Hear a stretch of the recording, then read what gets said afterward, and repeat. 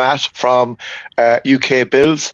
His podcast is the Red, White and Buffalo Blue, and it's a brilliant podcast. If you're not listening to it, please give it a listen. Matt, you're very welcome to the show. Thank you ever so much for having me. It's nice roles reversed now.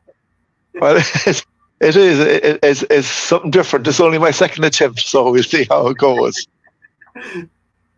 So you have a very busy week ahead of you, which we'll be talking about in a little bit. But my first question to you, Matt, is tell us about yourself, your journey into the NFL, how you became a Bills fan, and when did you fall in love? Was it American football and Bills, or was there American football first and then picking a team, was it the Bills, and so on?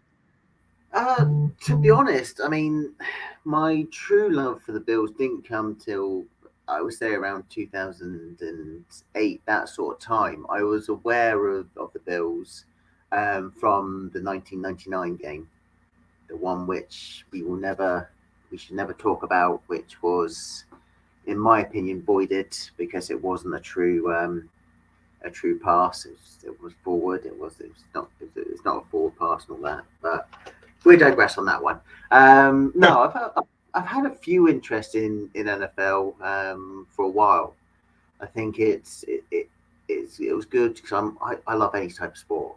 I mean, you put me in front of football, West Ham. I watch cricket. I watch what we call speedway, tennis. You name it, rugby. You name it, I'll watch it. And American football, to me, it resonated. There was actually a physical game where you could have fun. You can actually put loads of points. And obviously, when I heard football before I even knew about it, I thought, okay, it's going to be just the American version of soccer or football our end. But it got into it a lot more, and I resonated more towards the Bills because of their history and obviously what they've gone through. And with my team, West Ham, they've not always been the best. They've had a period where they were the best and actually won stuff, but then they've been in mediocrity, let's put it that way. But my true self came, as I say, around 2008, that sort of time, because at uni, me and my old housemate, we used to watch the Super Bowl every year. And every year we would actually do like a little raffle, a little sweepstakes. So it would each be, he'll pick an NFC team, I'll pick an AFC team. First year, took Buffalo, watched a few games, enjoyed it. And every year since we did it, I was always choosing Buffalo. And then it's just learning a lot more about it with so many different documentaries. So you got the Four Falls of Buffalo and all that come out, and just reading the rich history and the four straight Super Bowls. It was a feel good feeling. And now 17 years after that game, we're back to being a powerhouse, let's put it that way, in the NFL and the AFC.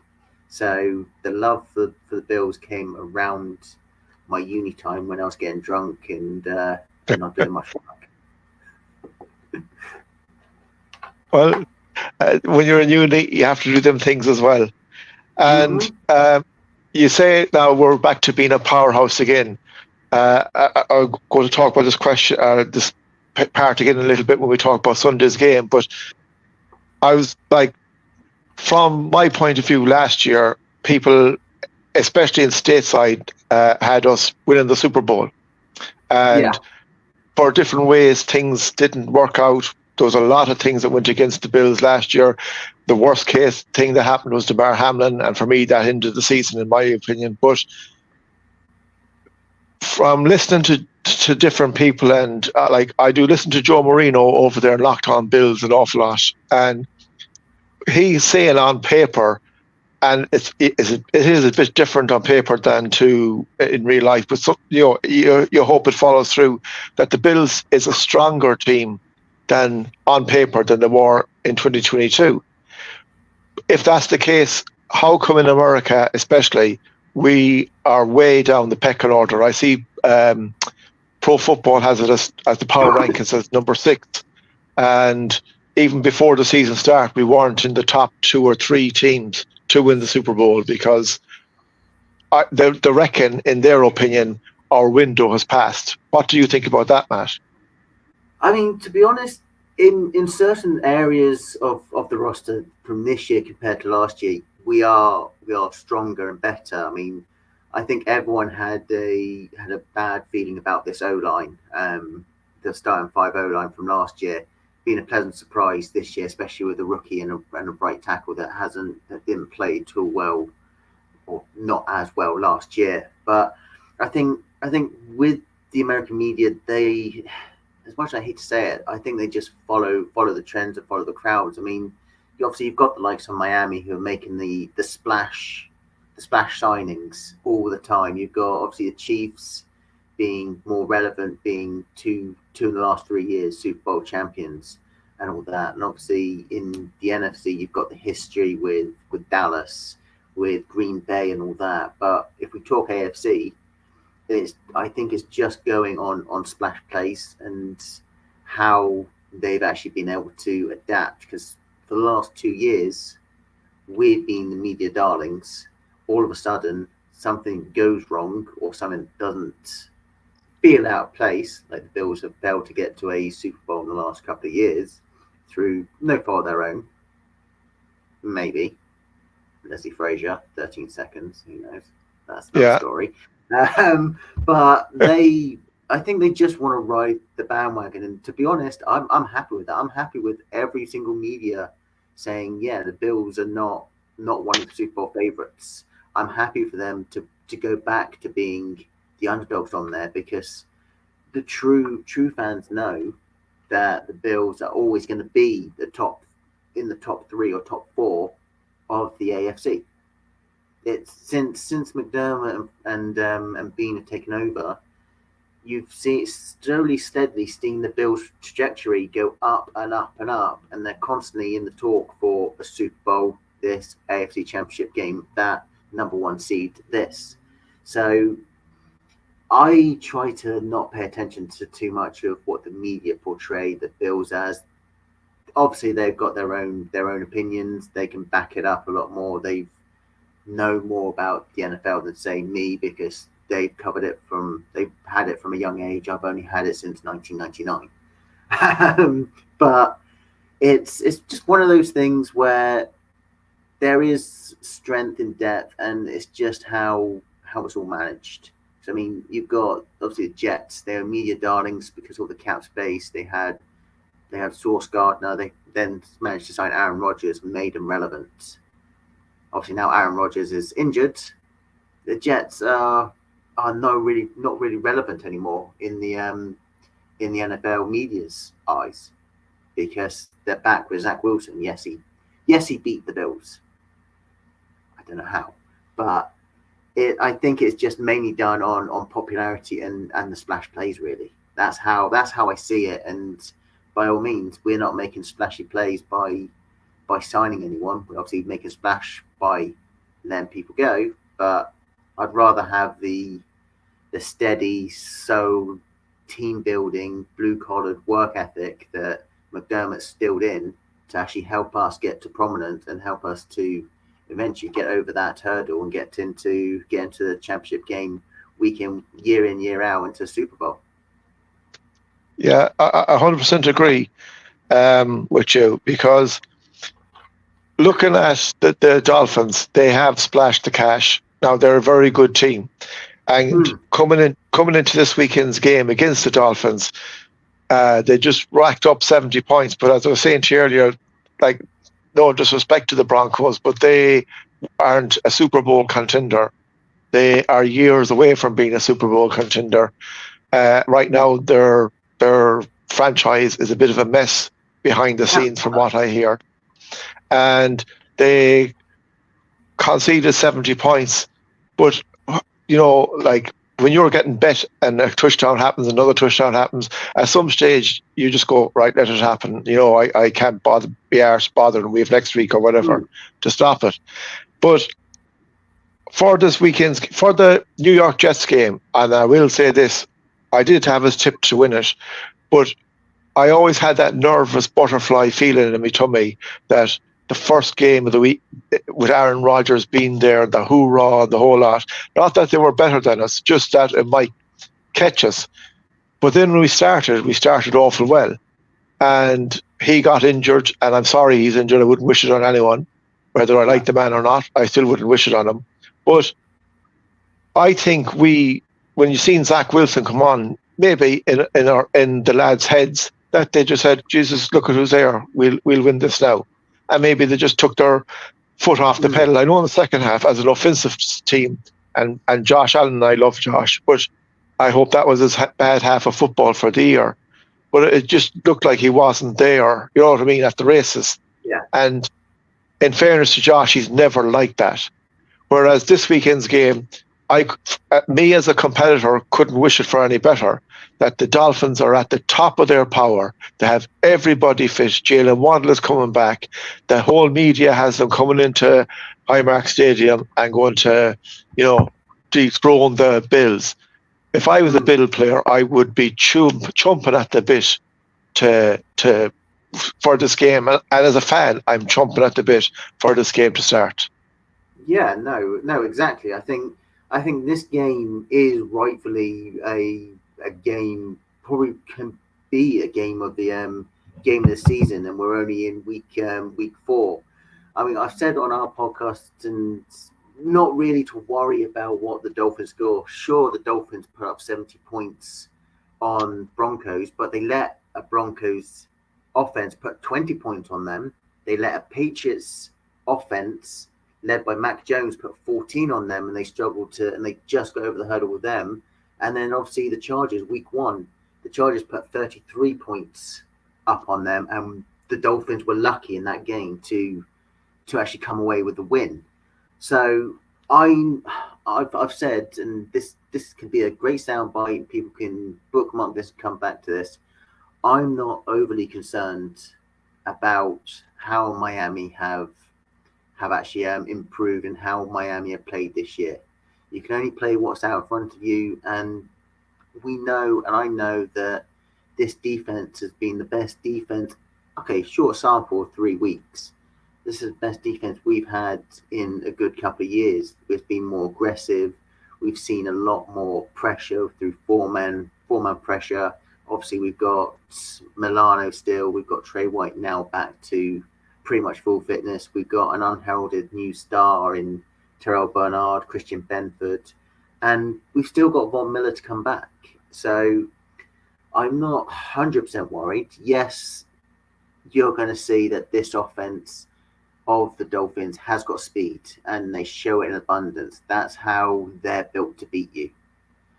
They're not built to beat you by doing short, intermediate yards. They're more built to actually just get explosive plays after explosive plays. So you better tackle and tackle well and tackle before that first down marker, or you're playing catch up in essence. So I'm not 100% worried, but there's a lot of stuff to actually, a lot of game plan if McDermott is wise to how they can really neutralize Tua and how to try and force the game away from him. Yeah, I agree with you there. Our defensive line is putting a lot more pressure on, and I think it's a way better organized unit with McDermott calling the shots than it was last year. You also have Osiris Torrance coming in. He's made an awful difference for a young lad. And yes, we were if you look at it, we only conceded before overtime against the Jets 16 points. Last weekend, we only conceded 3 points against a 2-0 Washington Commanders team. And and we also scored 37 points against a team that was what you would class on paper better than the Broncos. So for me, I think we are where we want to be. We're building every week. Our defense is getting better. As you said, we still have Von Miller to come back. And the Dolphins did the same thing last year where they started off at 100 miles an hour. But as the season went on, they started to slow down and slow down and slow down. And again, that is something that might happen again. But for me, Sunday, I just want us to go out and it's one of them games where you can have a statement game and send a statement to the NFL and these boys who have, the changing of the guard or whatever, saying, no, we're not ready to change yet. Oh no, exactly. I think, and this is a stat which I've brought out on our podcast. In they've faced 31 drives, or out of touchdowns, they've allowed only 2 touchdowns in 31 drives faced this year. Only 2 touchdowns. One of them was obviously the Jets, and then the Raiders game. Terrell Bernard and Matt Milano are 1 and 2 in the linebackers that have the lowest quarterback rating when targeted at 28% and 38%. And the best way in what hopefully McDermott should do, we see, and what was seen is Tua is more than comfortable actually playing down the middle. So he's more successful in the middle with out of all his yards, he's got 675 yards down the middle with no interceptions, 4 touchdowns. His worst is if he rolls out to his left. So for him, that's his blind side. Yes. He left. No, it's not his blind side. He's left-handed, so he's going to throw that. Yeah. No. So if he throws to the left, that's where he gets in trouble more. And he's only pressured. When he's pressured, he is only a 50% completion rate on that, and actually can cause issues. And we know this defense has got that in abundance because Christian Benford's played every single snap of every single game on that defense. And that's for someone, and that's obviously made Kyrie Lamb inactive for the 3 games. And I think, and this is my bold prediction, that he will be active for this game, because unless you play man against Tyreek Hill and Jalen Waddle, you better punch him in the gut when they actually when you're playing man with them to slow him down. But if they're going to play more zone, that fits Kyrie Lamb's game quite a lot better than man. So I could see him being activated, especially with a few injuries that we had with Cam Lewis recently in training in practice this week. So I could see him come up. Sorry, Matt. Yeah, go on again.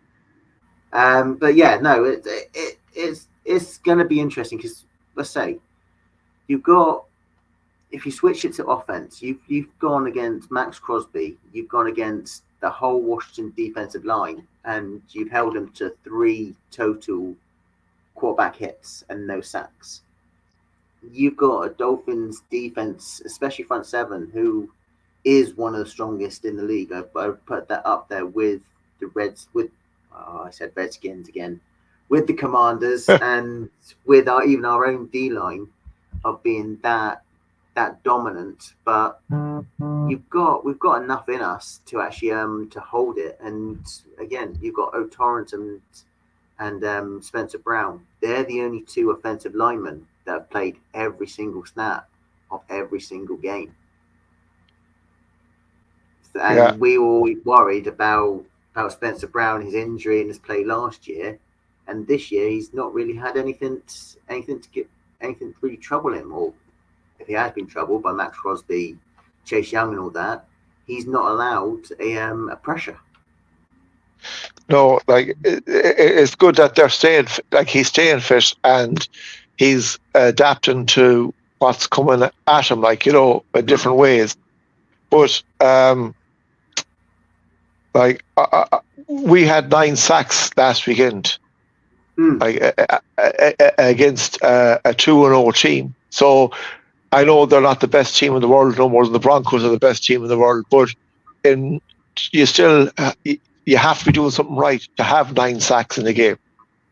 No, exactly, and that's what we've now seen from McDermott. He's actually been able to actually to become more aggressive, actually play a lot more with freedom, give the players confidence to actually to go out there and put a show on. I mean, with Frazier, it was more of conservative.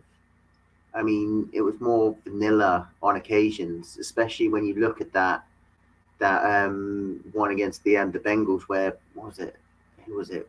Who left him about 10, 20 yards open, and he got an easy conversion on that. and obviously a 13 second game. Again, it was mainly Fraser's call on there.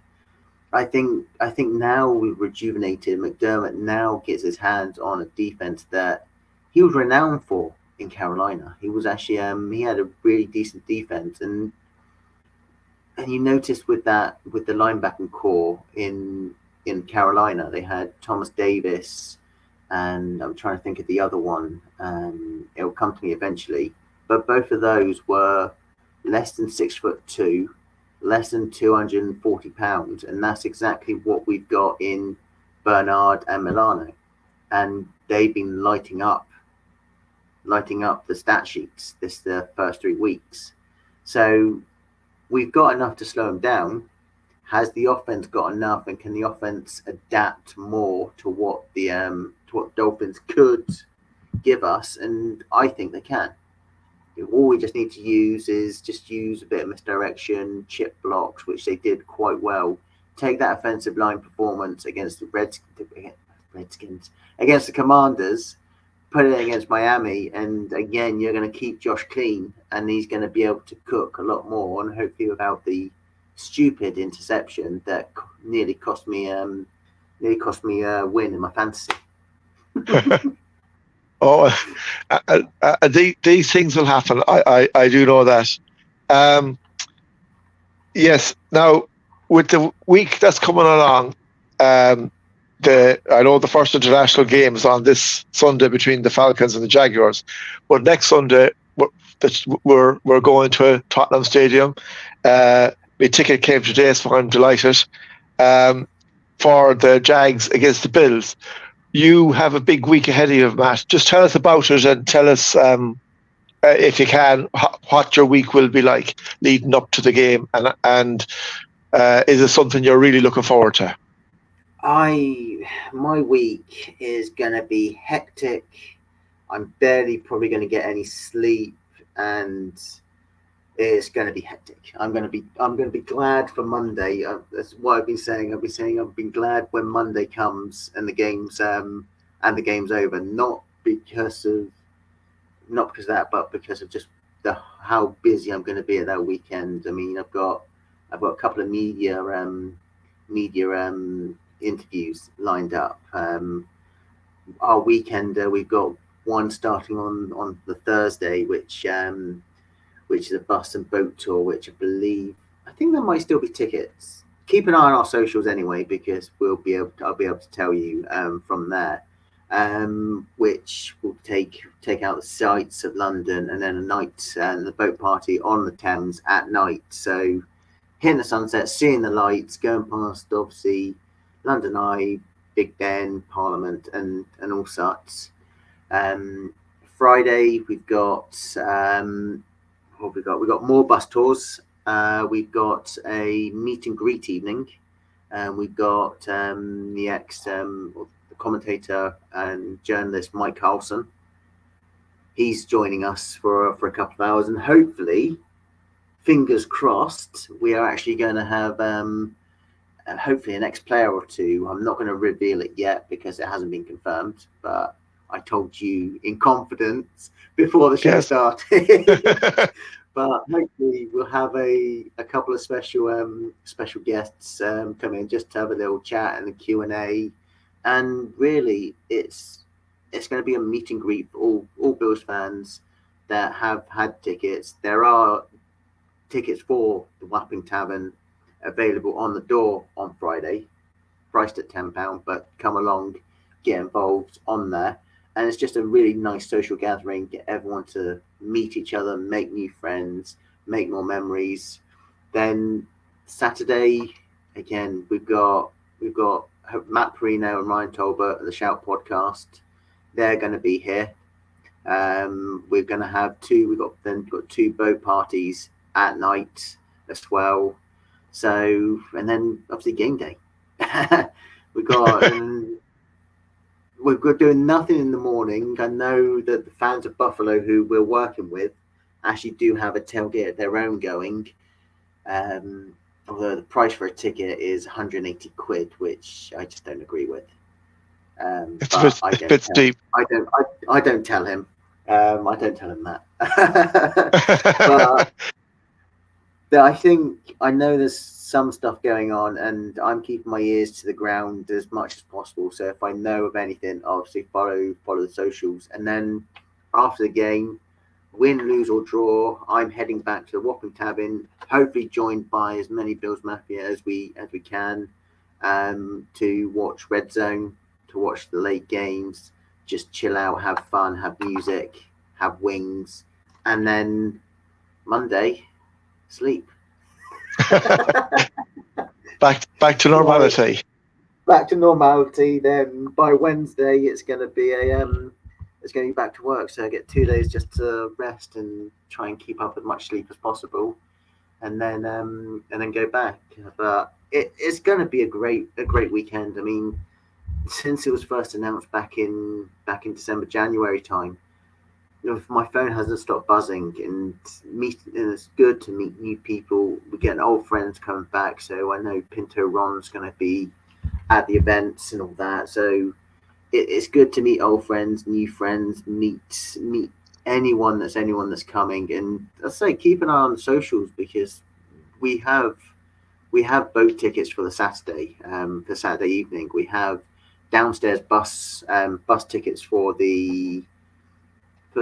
Thursday and Friday, I believe. I'd have to double check. And we also have tickets available for the day on the door at the Wapping Tavern. So we're always going to be there. And if you haven't got tickets for that, obviously we've got the London Bills backers. They've got their own events on there, which I believe are all sold out. But there's also the NFL Experience at Battersea Power Station. That's on the Saturday, and I think they've put in they're doing an NFL Live in the evening, which I think is going to be ticketed. So just make sure any sort of venue that actually has fellow fans, just go and enjoy it. Enjoy London, have fun, see all the sights, do the culture. If you are and you haven't had any wings yet, try and find Orange Buffalo. Best wings in London, in my opinion. Just enjoy the culture, enjoy the fun, and between all of us, we're going to have our revenge on the Jags come Sunday. Yes, the most important part of it is to beat the Jags. Just a couple more questions, Matt, and I know you're very busy, and I really appreciate you coming on, mate. We're going into week 4 of this season, so roughly we're nearly a quarter way through after this weekend.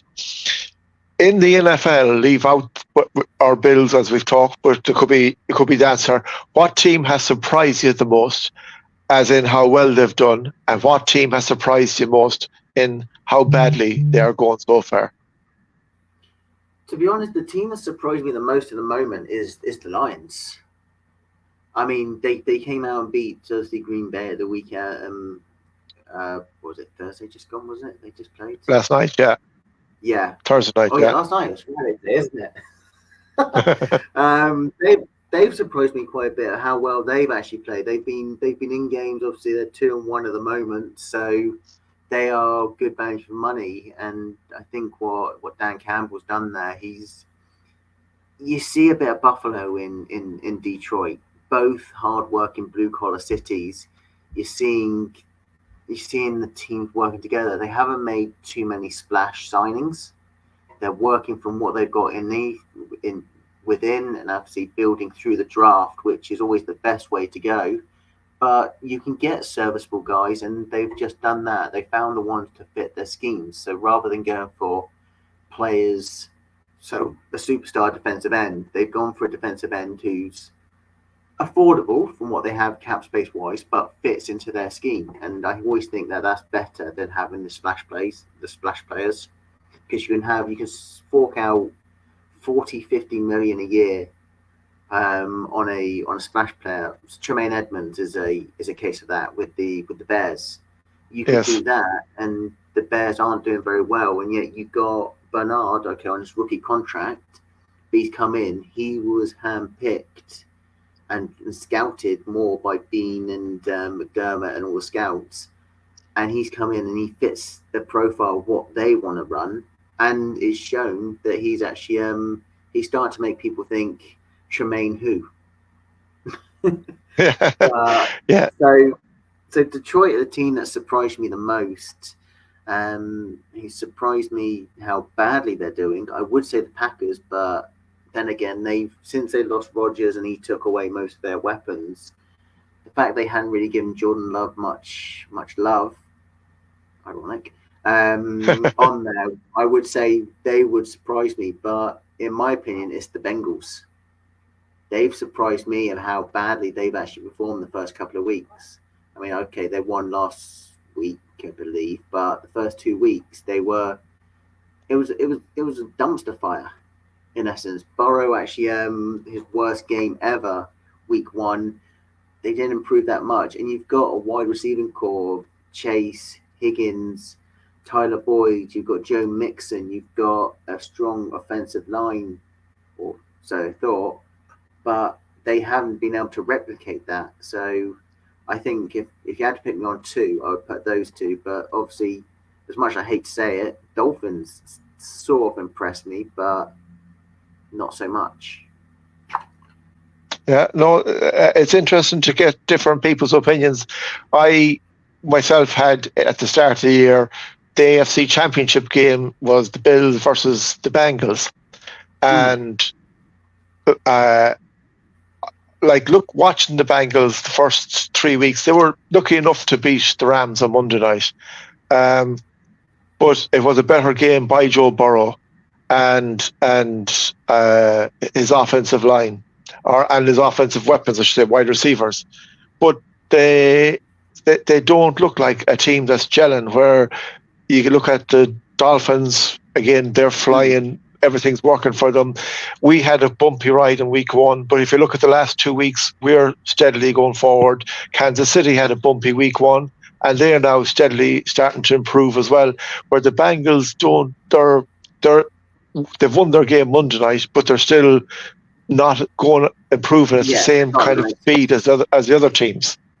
Yeah, no, exactly, and that's what it is. And obviously, you see the Steelers, they've done okay. The Browns have shown up a little bit more, and then the Ravens in the AFC North actually are showing up. So the Bengals, they're in trouble. I think they will scrape into the playoffs, but I can't see them winning the AFC North in that. I think that one there is the Ravens division to lose. But you just see it in all the results this first 3 weeks, that you get shocks, you get teams that you're not expected to be 2-1, or you're not supposed to be 1-2. You're not expecting teams to be 3-0 that you're expecting to be.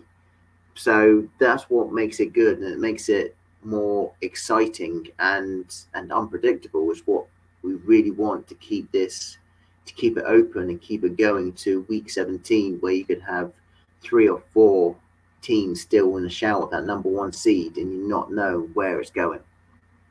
100%. I have to say, the first 3 weekends of it so far has been very exciting, with the different results, like you said, that you do not expect.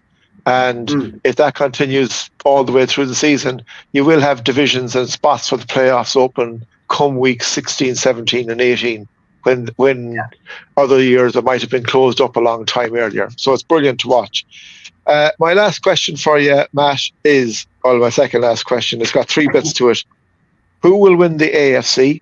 Who will win the NFC? And who will win the Super Bowl in Vegas, in your eyes? NFC, it's going to be between San Fran and the Vikings. No, it's not San Fran and the Vikings. Sorry, what was I thinking? San Fran and the Eagles. I don't know where I got Vikings from. That just popped into my head. It's going to be Eagles 49ers in the NFC championship game. It's going to be... You can't see past the Bills Chiefs AFC championship game again. NFC champions, I'm going Eagles. AFC, I'm going to go Bills. I'm stapling it to it. I think 14-3 is going to be our record this year. Will be enough to get us at least the top 2 seeds on there. We know that we can beat the Chiefs. We've shown it in regular season. Okay, postseason we struggle, but I think now with what McDermott's bringing, and he's going to be a bit more aggressive with the Chiefs, we can actually make that one extra step on there. So I think it's going to be Eagles, Bills, Super Bowl, and obviously the Bills are going to actually Bills are going to take it, and I think the whole of London's going to be drunk, or the whole of the UK going to be drunk, as well as Buffalo. Oh yeah, it's great. It just even hear people's different opinion. Like, we're at the end of the day, it's you guessing, my guessing, and we'll see then what happens at the end. Like, Exactly. and that's the fun of it. Like, and we could be right and we could be wrong, but we hope we're right. But it's the whole point of having the fun about it. Finally, Matt, this weekend, we'll nail your colours to the mast. It's the Bills and the Dolphins. And in your eyes, who's going to win this game?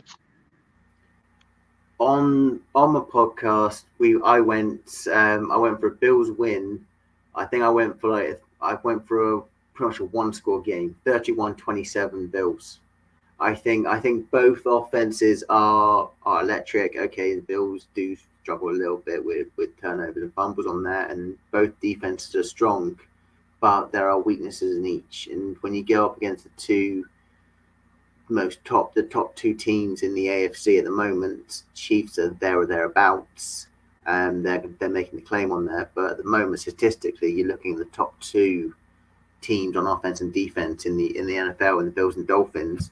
It's going to be a close game, but there's always going to be mistakes and all that, and you just got to win the turnover battle. And if you can win that and score points off it, then you put yourself in a good spot. But it's going to be a high-scoring game, one-score game, 31-27 Bills. Fair play. That's brilliant. Well, look, Matt, I really appreciate you taking the time out to have a chat with me. It's a busy week ahead for you. It's just nice to see and hear how you're going to prepare things and what you're going to be at, and just let people on here know that how big these games are to the likes of yourself and myself. Like, I never thought in my wildest dreams I'd be going to London to see my favourite American football team play. So for me, this is like my Super Bowl, and I can't wait for it. Just for people out there, can you just let us know where they can find you and follow you on social media and your podcast, please? Thank you. Yeah, my personal Twitter is Matt SW86. You've obviously got the UK Bills one, UK_Bills on Twitter or X or whatever you want to call it. Obviously, the Red, White and Buffalo Blues UK Bills podcast on any of your favourite podcast platforms. You can find us at RWBB_podcast on Twitter, on X. We've got Buffalo Bills UK Facebook group. If you contact me through Twitter or through the Facebook group, we have a WhatsApp group as well, which we can add you to. And obviously, you've got UK_Bills on Instagram, which I have neglected for a while, so I need to start actually getting that back up. But if you want to follow, give us a follow. Definitely give us a podcast to listen, because we do have fun, even if we do have technical issues when we get recording. But it's always a great laugh. And for any updates for the London week, whether it be tickets to our events or just general information about that week, keep subscribing and keep actually following us on the socials, because we'll try and keep you updated as best as possible on that. That's no bother. Fair play to you, Matt, and thank you very much. And for joining me tonight, Matt, I really thank you. I really appreciate it. I hope to bump into you somewhere over there before the game Sunday. I'll contact you on social media, and we'll find some place where we can meet. For anyone that's interested, contact Matt for any of the details that he's been on about with, as in regards to tickets and stuff. And hopefully a few people more than what there was will join in and meet up and have the crack with you. So look, at Matt, thank you very much for joining me. This is, as I said again, a special edition of the Shed, #Irish Bills Mafia.